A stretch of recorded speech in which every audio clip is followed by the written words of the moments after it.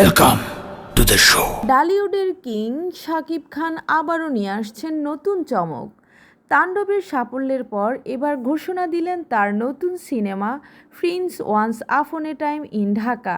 সম্প্রতি ফেসবুকে প্রকাশিত ফার্স্ট লুক পোস্টারে দেখা গেছে লাল আভায় ঢাকা শহরের ভিড়ের মাঝে বন্দুক গুছিয়ে দাঁড়িয়ে আছেন শাকিব খান। স্পষ্ট বোঝা যাচ্ছে এবার তিনি আসছেন গ্যাংস্টারের ভূমিকায়। এই সিনেমার পরিচালনায় আছেন আবু হায়াত মাহমুদ। শুটিং শুরু হবে নভেম্বর থেকে আর মুক্তি পেতে পারে 2026-এর ঈদ উল ফিতরে।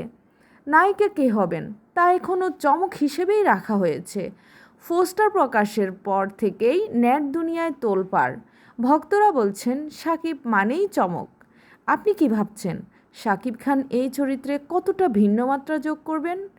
কমেন্টে জানান আর ভিডিওটি লাইক, শেয়ার ও সাবস্ক্রাইব করতে ভুলবেন না।